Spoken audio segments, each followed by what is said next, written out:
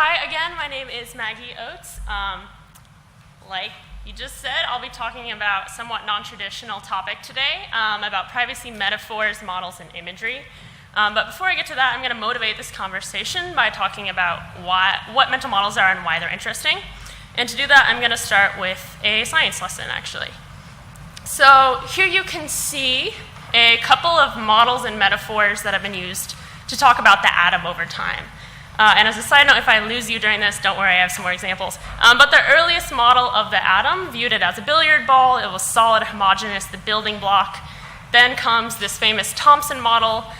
In the US, it's often referred to as the plum pudding model, which is a really nice metaphor of all the raisin electrons sprinkled in the positive pudding matter.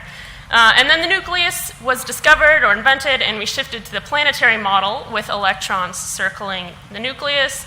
And then much later, quantum mechanics came along and threw a wrench in everything. And we just discovered that electrons are complicated, and sometimes they're waves and particles. This is also the end of my physics knowledge. And but the point of this slide, like the title says, is that I actually don't really care about the quantum model in my day-to-day life.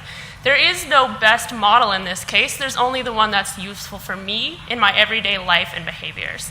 So for me, the nuclear model is fine. It helps me understand what radiation is, how my fire detector works, and how to neutralize acids when I'm cooking and things like that. So the probabilistic model, the more complicated, the better models are actually irrelevant and have way too much detail to be useful in my everyday life.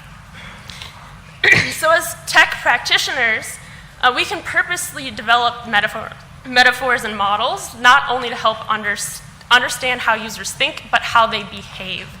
So for example, there's the very famous metaphor of the interface as a desktop.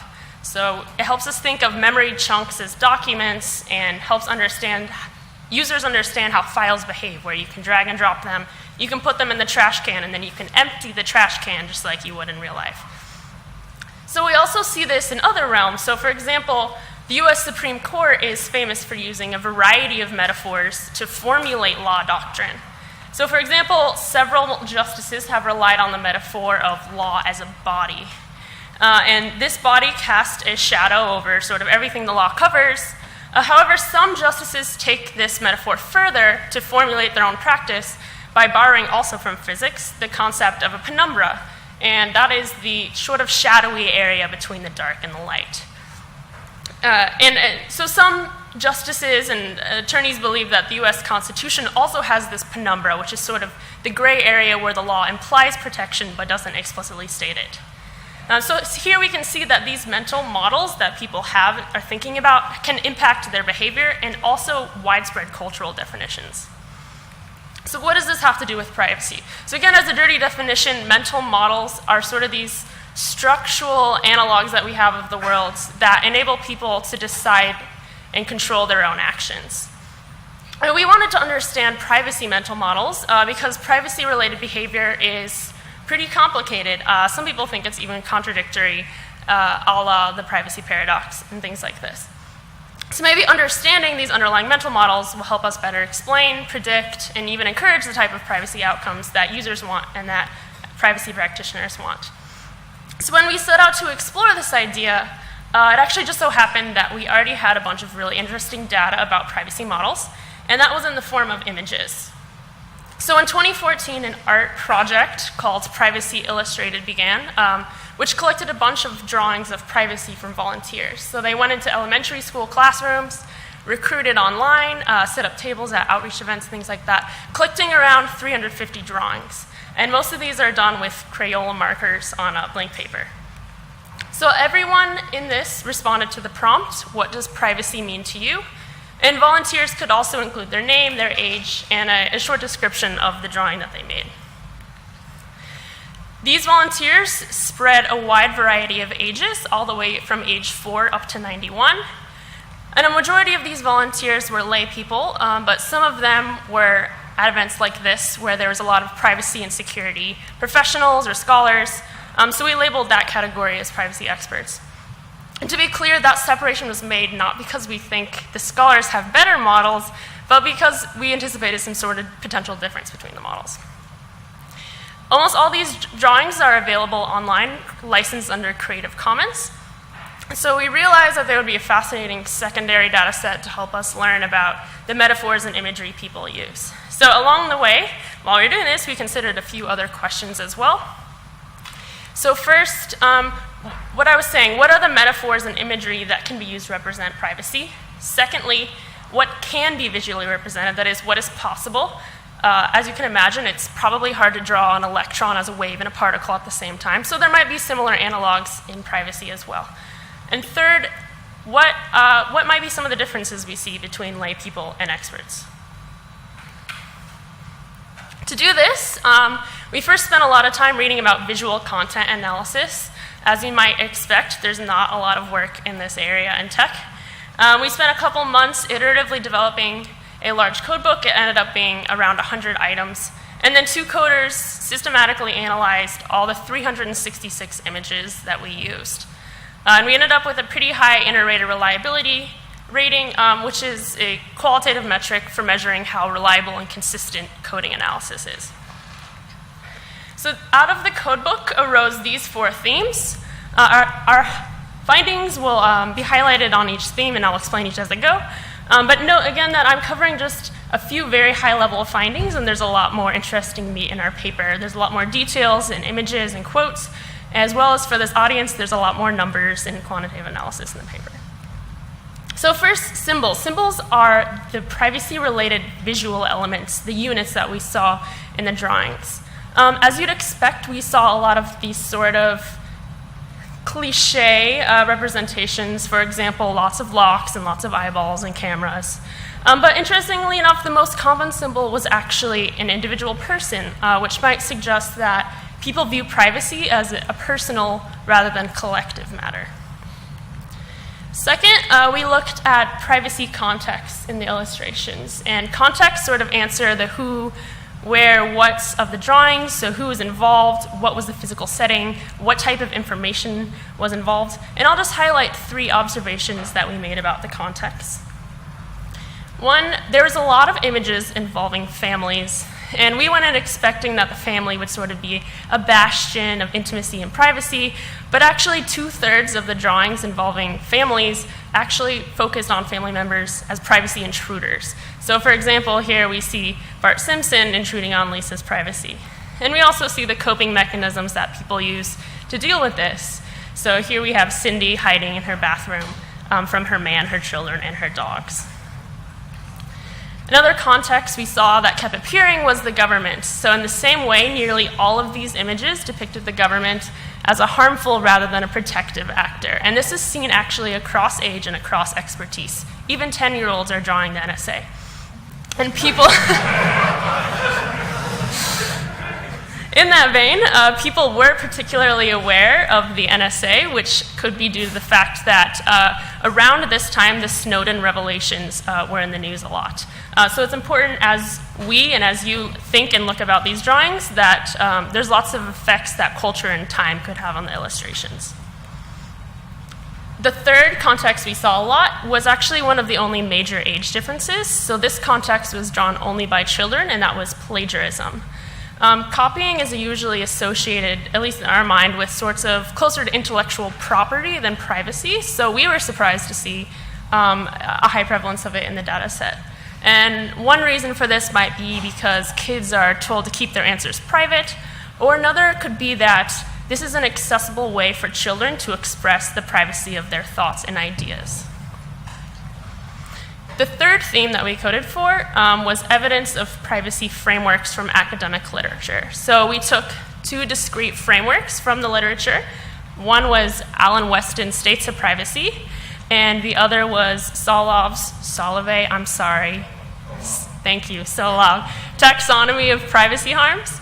And we took these and checked whether each image represented any aspect of these frameworks. They're both sort of more legal and philosophical frameworks. They're chosen in part because they're well known and partly because they're really discrete, which makes them really good for qualitative coding. Note also that these are somewhat complementary. One describes states of being in privacy, while the other describes potential violations to privacy. So what did we find related to the frameworks? So From Solov's harms, as you might expect from the locks, we saw a lot of insecurity. That was the most common item. But there's also a lot of intrusion, as well as exposure, which is basically being exposed in a taboo way culturally. And that almost always involves bathroom and people yelling the word "ah" really loudly. Of Weston states, solitude was the most common. So overall, there are many more references to Solov's harms than Weston states, which suggests that people seem to find it easier to draw harm-based rather than state-based images of themselves being in privacy. But what might be more interesting than what we saw was what we didn't see, actually. So several of Solov's harms appeared never or very infrequently. So there's a couple possible explanations. It could be that these harms never came to mind for volunteers. It could be also that they're really difficult to draw. However, when we did see these illustrations, when we did see these concepts, the illustrators often relied on words to express them. So for example, here, they represent appropriation by writing the word identity theft. So to us, that suggested that people are actually thinking about this, but don't know how to represent them visually. So these might be the analogs of the electron as a wave and particle problem. Some things of privacy might be very challenging to illustrate visually. The last theme we looked for was the use of metaphor. So this harkens back more to the plum pudding and the penumbras that we talked about at the beginning. We considered drawings to have a metaphor when they could be summarized with the heuristic of privacy as something. So privacy as a penumbra, etc. So we as scholars and practitioners, again, rely on metaphors all the time to explain our theories and our models and the things that we develop. So we imagine personal bubbles. We talk about algorithms as black boxes. I read earlier about a project called Polkadot, which brings to mind the polka dots in decentralized space, for example. So metaphors help us model our thoughts, but they also inevitably emphasize certain parts of models while de-emphasizing others. So we looked at a lot of the visual metaphors illustrators used in order to get a sense about how privacy might be modeled for them internally. So barrier-related metaphors were the most popular in illustrations. They were often hard barriers, such as walls or doors, but they could be soft as well, like clothing. And hard barriers are pretty inflexible. They're usually not portable. They require someone to move actively behind the barrier in order to achieve privacy. And on the other hand, soft barriers allow for a little more flexibility and nuance, and they can more easily represent contextual spaces and states, such as how you wear a different set of clothing in different spaces. There is also a series of interesting metaphors related to information control and organization. So some thought of privacy as a filter that controls one-way flows of information. In contrast, another person thought that privacy was more like a network diagram with two-way interpersonal relationships. Yet another showed this radial diagram that emphasizes social groupings and social proximity. So note that these metaphors usually allow more nuance than the impenetrable open and closed barriers that we just saw. And these metaphors focused on information control were more likely to be drawn by experts. Some illustrators took yet another approach, and they conceptualized privacy as an absence rather than a presence. So they might draw an abstraction such as blankness, or focus on silence, or draw themselves on remote locations and private islands, modeling privacy as a total absence from society at large. So I want to close our findings with a metaphor that I found particularly interesting, and that is the turtle shell. So unlike the hard barriers of walls and fences that we saw earlier, this turtle shell enables quite a few more conceptions in privacy. It's a bit like a barrier and a bubble, but it's also a home and a body at the same time, and it's portable, and it's flexible. And while it's not perfect, it's already many steps above the fences and walls that we see. So what did we learn? Again, we saw a lot of privacy as individual. We saw a lot of public-private binary divides, which preclude the notion of possible publics. And also we saw that tangentially, icons are going to be really hard to do. So despite many attempts to work on privacy iconography and imagery, there's some things that possibly can't be represented very well. So to give one concrete example, I'm going to talk about two social networks. When Facebook first started It used a filter model of privacy. All your posts were either public or for friends or for yourself only. Friending was a mutual act, so you were only friends with someone if they're friends with you. However, Google Plus used this metaphor as society as a set of social circles. So each user could privately organize their network into these circles. And Google Plus acts a lot more like those other metaphors of privacy that we saw. And in this sort of scheme, it's a lot easier for users to properly share information contextually. Facebook has actually since added this feature, although they use the less potent metaphor, I think, of lists. So what should you take away? You're probably not going to be thinking about this a lot in your day-to-day, but you still use metaphors and models all the time when you're building and writing and developing. So I just ask that you take some time to consider how you're representing them, because someday they might make their way into an interface, or maybe even all the way to Supreme Court. Thank you, and I will take questions.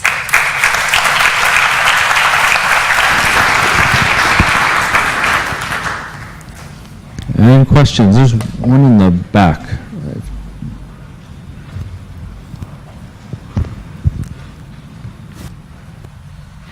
Thanks for that talk. It was great. So what's your recommendation then for coming up with a good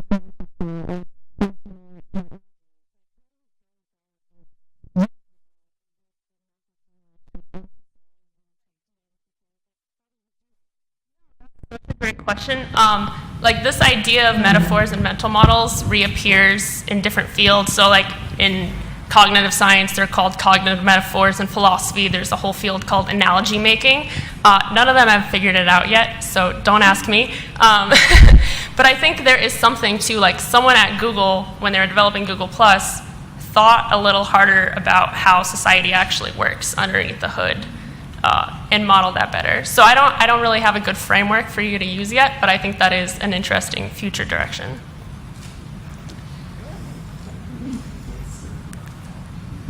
Other questions? So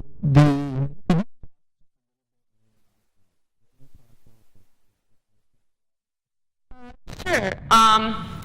So like I said, there's not a ton of really well-defined methodology for how to do visual content analysis. A lot of that is actually in art history, a lot of which wasn't that useful to us. So we kind of drew inspiration wherever we could get it. There's a long tradition of using drawings in health research, as well as in children's research, with the idea being that children are not as good at expressing things in words and writing, and they're better at expressing things in drawings. But in terms of the coding process itself, we started with this broad idea of, like, here's some questions that we want to answer. When I say we spent months making a code book, it changed drastically from the beginning to what it is now, with over 100 items and those four main categories. There's also a lot of other methodological difficulties in terms of, like, how do we think about what words on an image mean? So we did some analysis about comparing our coders' reliance on words versus on the images themselves, as well as the coders self-rated their confidence levels in the task. So we tried to add some more rigor to our coding analysis in the process. Is there information?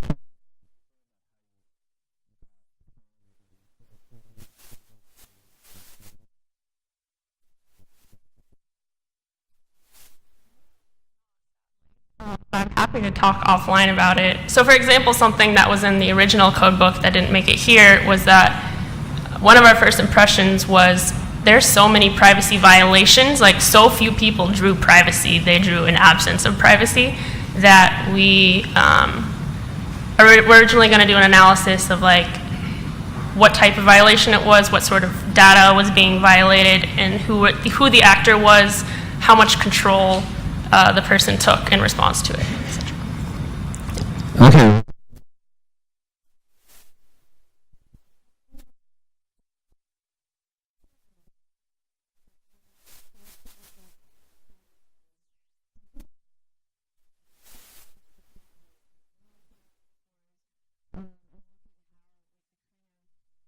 mistakes or whatever that people make who have different models. Were there sort of some canonical models that came out of your work that could like inform like a research direction like that?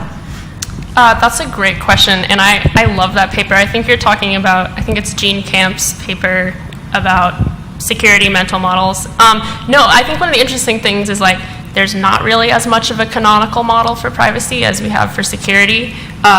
We talk about privacy in the same way that we talk about security, and one of our big findings from the paper was that people conflate the two very heavily and often draw like locks, for example, when asked to draw privacy. So I think the research direction is a big open question mark for there to be something better. It's kind of interesting that there is so little preconceptions already, so I think there's a big opportunity to develop something better.